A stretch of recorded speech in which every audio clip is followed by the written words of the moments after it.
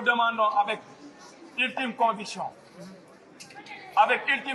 de ne pas avoir parti pris et de condamner fermement aujourd'hui la violence en votant aujourd'hui un vote utile le 10 pour éradiquer ce fléau. Et je pense que voter utile aujourd'hui, c'est voter le procès. Voter le procès parce qu'aujourd'hui, je ne peux pas comprendre que quand on attaque une personne, c'est parce qu'on a eu des différends avec cette personne, mais non pas parce que cette personne peut nous empêcher de gagner une élection. Parce qu'il n'y a pas aujourd'hui d'ampleur syndicale aujourd'hui face à ces élections. Et je pense que la meilleure des choses était la force des arguments et non la force de la violence.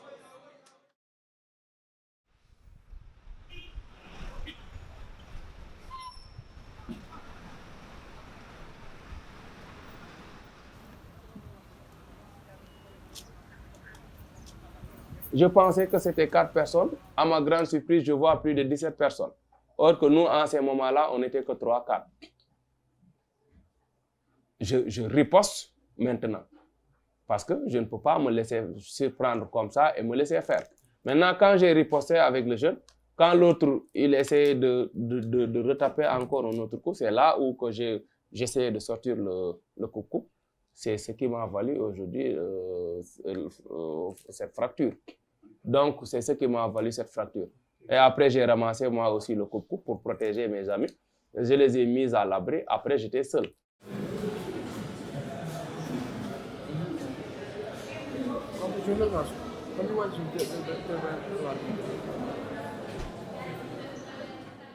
La violence qui a causé cette situation à Sadzi, c'est à quelques jours des élections. On était à la fac et il y avait des échauffourées par-ci, par-là, des affrontements. Et cela s'est poursuivi jusqu'au campus social. Quand je suis victime de ces violences, c'était tout simplement du fait qu'il devait m'écarter pour que ces élections-là puissent être gagnées par une autre liste.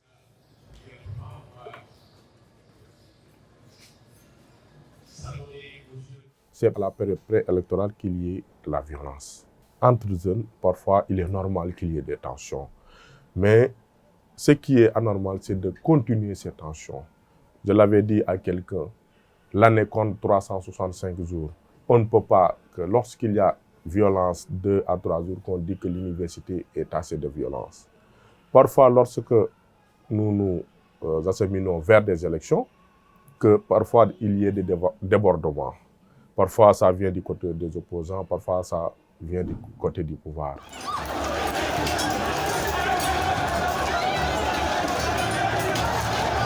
La violence, surtout entre les étudiants, c'est en quelque sorte ce qui intéresse beaucoup de personnes parce qu'ils ne peuvent pas comprendre qu'un étudiant s'en prend à un autre étudiant. Donc, cela requiert aujourd'hui plusieurs suscitations du fait que les étudiants s'affrontent à chaque fois de manière sanglante. Parce que quand je parle aujourd'hui de cette violence, moi-même qui vous parle de cela, j'en suis victime. Il peut y avoir des pics de tension et nous sommes des humains. Parce que parfois il y a des émulations, parfois il y a des concurrents. C'est très normal puisque nous sommes des jeunes.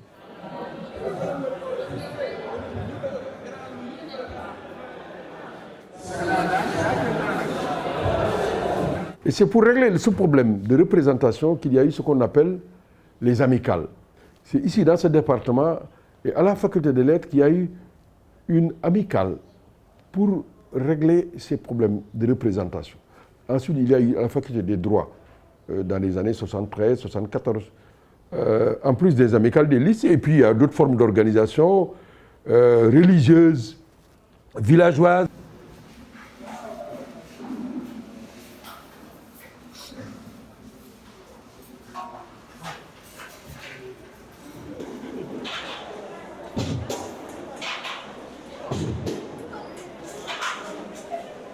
Quand on parle de syndicalisme, on parle de la défense des intérêts moraux et matériels aujourd'hui de nos camarades. Et pour ça, c'est effectif, c'est une évidence à l'université Cheikh Anta Diop de Dakar, et qui englobe un tout, qui englobe le syndicalisme passif, le syndicalisme actif, qui renferme aussi certains aspects de violence. Donc aussi, il y a, hormis la violence, il y a aussi la force de l'argument. Donc le syndicalisme universitaire, c'est un tout. Depuis 5 ans, quand nous sommes au pouvoir, il faut le rappeler. Donc nous avons un slogan, le social au cours de notre action syndicale.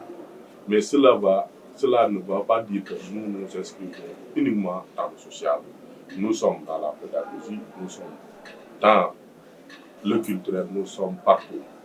Et depuis lors aussi, tous les combats de l'université Cheikh Anta Diop ont été portés par la liste Renaissance.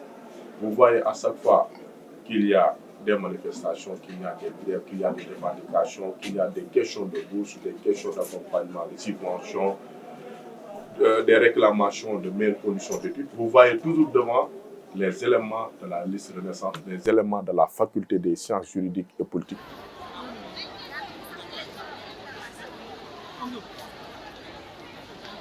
Ça fait 3 fois de suite que l'on gagne des élections et que les gens volent ça. Parce qu'ils ont un informaticien à qui ils payent 3 millions, 4 millions. Et ça, c'est à travers une collaboration politique qu'il peut se faire. Ça sont des paroles d'un opposant. Puisque les élections ont été transparentes, le vote a été électronique. Ils ont des bases de données, nous aussi on a des bases de données. Ils ont des numéros de téléphone, nous aussi on a des numéros de téléphone. Ils appellent pour récupérer des codes, nous aussi nous appelons pour récupérer des codes. Celui qui a plus de codes gagne les élections. Et franchement, ce serait, comment dirais-je, ne pas être franc avec lui-même de dire que les élections ont été truquées.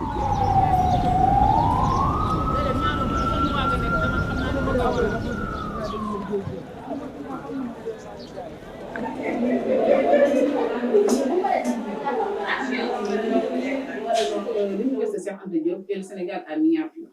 Et que les étudiants qui sont ici ne sont juste qu'une partie de la société sénégalaise. Tout ce qui se passe dans la société sénégalaise passe forcément ici dans cette place-là. Parce que ce sont juste des Sénégalais issus des rangs de la société sénégalaise qui sont ici. Donc les mêmes phénomènes sociopolitiques qui passent hors du campus sont transmis ici. Non, il y a d'autres phénomènes, bien sûr, de violence que l'on peut noter également dans le milieu estudiantin. C'est lorsque, effectivement, donc, il y a la période de renouvellement donc, des amicales ou bien de renouvellement donc, des délégués des étudiants dans les amphithéâtres ou dans les facultés. Donc, ce sont des périodes également où, quelquefois, on note une certaine forme donc, de violence également qui peut sévir. La violence, elle est d'abord symbolique, comme l'avait dit Pierre Bourdieu, avant d'être physique. La violence universitaire, elle est intrinsèque à l'université. Et c'est ce qui est paradoxal parce que c'est un espace de savoir. Donc nous, notre objectif doit être d'emmagasiner le maximum de connaissances et d'avoir nos diplômes et apprendre à quitter après.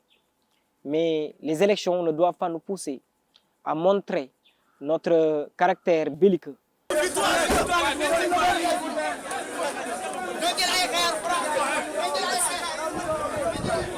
L'institution n'est pas très forte à l'interne, mais elle va subir la violence. Donc c'est parce que les acteurs au niveau de l'université n'ont pas encore joué le jeu. Je pense que tout étudiant qui vient ici doit avoir le règlement intérieur, les textes fondateurs, les textes de l'université, les textes réglementaires concernant sa faculté, son département. Est-ce que les étudiants, ils ont ça? Ils n'ont pas ça. Et ça, c'est déjà la base. C'est ça la source de la violence. Si on ne sait pas ses droits et ses devoirs, si on ne connaît pas le règlement de l'université, les franchises universitaires, il est interdit que des étudiants qui sont en grève empêchent que d'autres soient également bloqués. Il y a des étudiants qui ne le savent pas. Il y a même des enseignants qui ne le savent pas. Dans l'histoire de l'université, on a vu des enseignants maintenant faire obstacle à la libre circulation d'autres enseignants en temps de grève. C'est pas normal. C'est pas normal. On ne peut pas avoir des textes sur les libertés, les Français universitaires, et ne pas se conformer aux textes. Donc c'est l'ignorance qui est source de violence.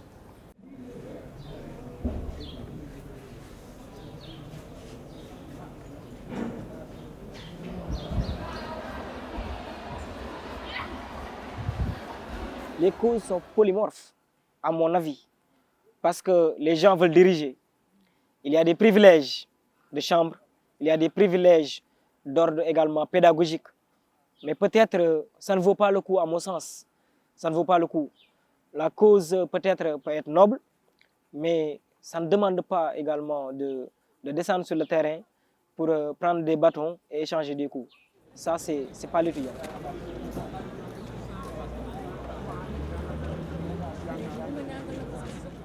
Sont dus à plusieurs facteurs.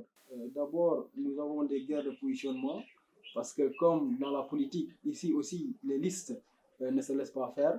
C'est des campagnes qui se font des mois d'avance. C'est d'énormes budgets qui sont injectés.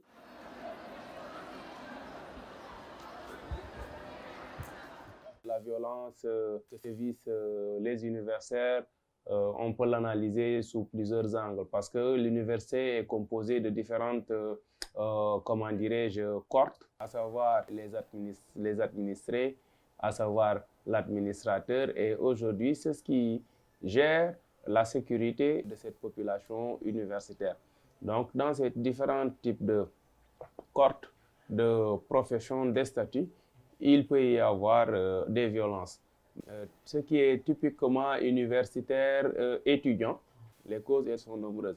Les causes peuvent être la quête d'évolution du pouvoir syndical au sein des différentes facultés, à savoir l'organisation des successions d'amicales, ou bien les codifications, ou même dans diverses activités culturelles, parce qu'il peut y avoir des malentendus. Et ce sont ces malentendus-là, aujourd'hui, qui installent la violence universitaire.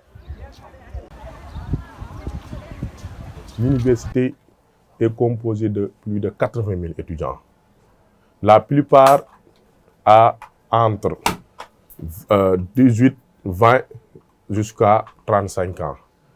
Il est normal que parfois qu'il y ait des tensions, parfois qu'il y ait des émulations, parfois qu'il y ait la concurrence.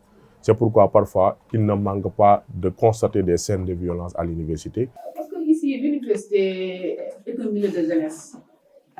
Voilà, qui parle de jeunesse, parfois ça peut grogner de tensions par-ci par-là. Voilà. Et ces tensions qu'on a notées, un peu, voilà, ce sont des petits pommes de terre qui cassent tout le sac.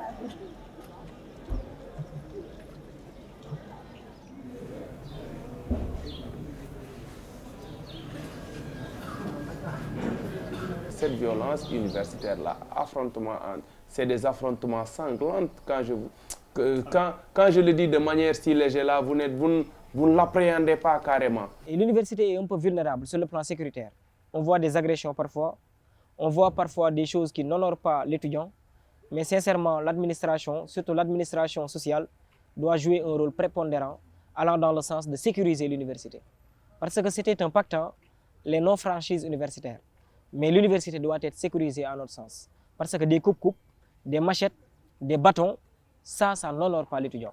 Ça n'honore pas l'homme, ça montre la face animale de l'homme. Les rentrées de coupe-coupe, de machettes et de couteaux à l'université. Mais rentrer dans les chambres, vous voyez même des couteaux comme ça. Vous pensez que ça doit être dans, comment dirais-je, une chambre d'un étudiant? Maintenant, il y a effectivement une certaine politisation également, il ne faut pas le nier. Nous avons une certaine politisation également donc, du milieu étudiant. Et ça a été, c'est là depuis l'aube des temps. Nous avons tous remarqué que donc, les universités sont par essence donc, des lieux de contestation. C'est le cas dans toutes les universités, ça a été le cas depuis toujours. Les gens qui sont de l'APR il y a des gens qui sont du PDS, il y a des gens qui sont dans la République des valeurs, il y a des gens qui sont dans les autres partis.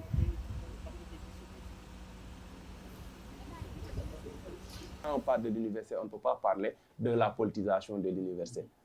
Ça, il faut que l'on s'accorde sur ça. Parce que c'est là où on apprend la politique, c'est là où on exerce la politique. Donc c'est l'essence, c'est le milieu par essence politique. Mais je dis que ça a des intérêts politiques. Parce que moi qui vous parle, je suis un opposant. Moi, je ne suis pas de la mouvance présidentielle. Certes, même si ceux qui m'ont gagné aussi ne sont pas de la mouvance présidentielle, mais les gens regardent ceux qui sont beaucoup plus maniables pour les mettre à la tête de ces différentes amicales pour protéger leurs intérêts. L'université est un champ d'apprentissage. Voilà, d'apprentissage, de gestion, voilà, de tout ça. Et nous avons le droit d'adopter des idéaux qui nous sont propres. Ça, Sénégal, je pense à ce droit. Voilà. Les étudiants aussi, en tant qu'universitaires, ont aussi le droit d'embrasser, bien d'adopter des idéologies politiques. Le syndicalisme, c'est un fait social. Et comme l'avait dit Durkheim, tout fait social est politisable. Vous savez, la politisation, elle est partout. Il y a des étudiants qui sont encartés. Il y a des étudiants à connotation politique. Il y a d'autres qui ne sont pas politiques. Mais la plupart de ceux qui dirigent l'université sont politisés.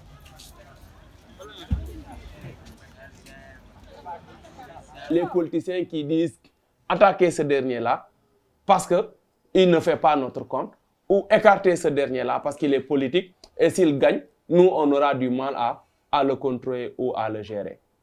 C'est ça aujourd'hui qui ternit l'image du syndicalisme. En 2014, malgré que la révolution était beaucoup plus difficile et beaucoup plus, comment dirais-je, téméraire, mais tu n'as pas entendu là où les étudiants ont brûlé des bus. C'est à partir de 2014 que le mouvement universitaire a soufflé un nouveau souffle de conscientisation citoyenne pour que les étudiants ne puissent plus détruire leurs biens. À l'époque, ce n'est que les politiques, avec l'arrestation d'un politicien, qui ont sévi les bus et ils ont brûlé ces bus. Et ces gens-là faisaient partie d'une formation politique. Et ça, c'est vérifié. C'est vérifié. Ils ont pris ces derniers-là, les 3 personnes qui ont été à l'œuvre de cela, ils les ont amenés en prison.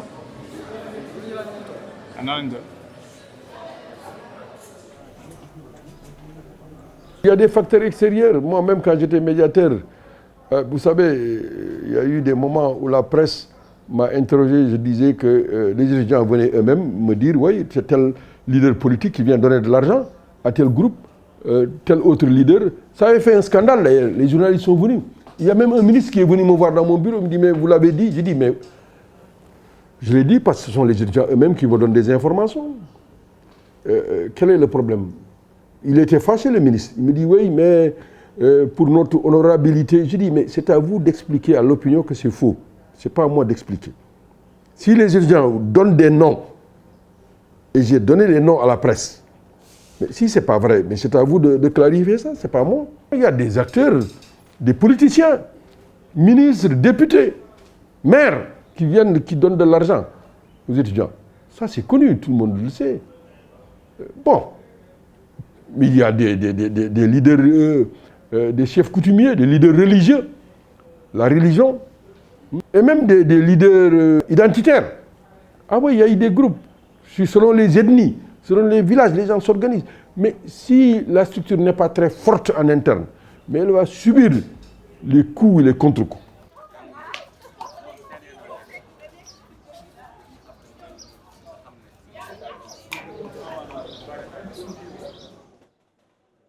L'administration est là pour un but bien déterminé.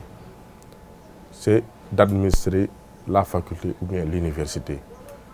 Elle a une mission bien déterminée. Nous aussi, nous avons une mission bien déterminée. Nos missions se recoupent au niveau de la faculté, au niveau de l'université. Et on travaille dans la plus grande collaboration et dans le plus grand respect des règles de l'art.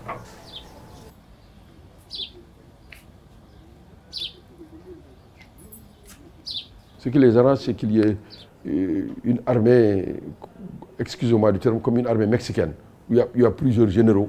Bon, ça va dans tous les sens, c'est ce que la colonisation a eu à faire, plusieurs rois. C'est aux dirigeants d'être forts, de dépasser leurs contradictions. Les enseignants, même chose. Mais s'ils sont divisés, l'administration, ce qui l'arrange, c'est effectivement parfois d'avoir un bon interlocuteur, mais pas un interlocuteur trop fort.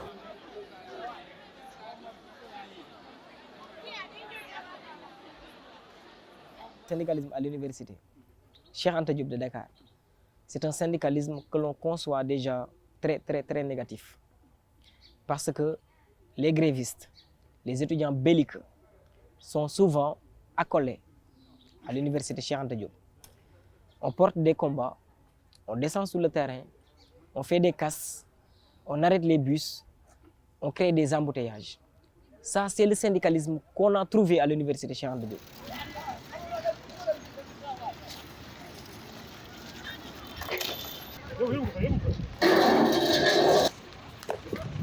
On est diabolisé dans l'espace parce que il y a une distinction entre les syndicalistes et les étudiants.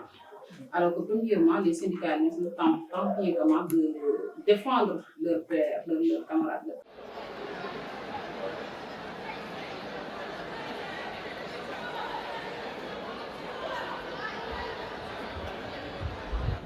La solution pour éradiquer la violence universitaire, surtout dans le milieu syndical, c'est d'abord mettre en avant les étudiants responsables, c'est-à-dire les étudiants qui sont en règle. Parce que comme nous le savons le plus souvent, les syndicalistes, c'est des anciens étudiants qui ne sont plus à la fac, qui ne sont plus dans les institutions privées, mais sont toujours au niveau du campus social. Tout ce qui peut blesser une personne ne doit pas être admis à l'université. Raison de plus au sein du campus. On devrait apporter a priori des couteaux cassables. Les couteaux cassables là en plastique, les couteaux cassables, les cuillères cassables, pour que les étudiants sachent réellement qu'eux, ils sont protégés à un summum minimum. Pour éradiquer la violence universitaire, il faut réinsérer la sécurité. Il faut réinsérer la sécurité. L'université est très vulnérable sur le plan sécuritaire. Comme je l'ai dit, l'information, la formation et la justice aussi. Il faut que les étudiants voient qu'il y a des efforts. Et puis, la solution aussi, c'est de considérer l'éducation, l'université, à 3 moments. D'abord, avant que les étudiants ne viennent, quand ils sont élèves, ça c'est le premier moment, il faut les informer, les encourager, être incitatifs. Deuxièmement, c'est quand ils sont dedans, s'occuper sérieusement de qu'ils mangent bien, qu'ils dorment bien. La solution, c'est d'abord l'homme. L'homme est au centre et au cœur de tout. Il faut d'abord forger l'homme.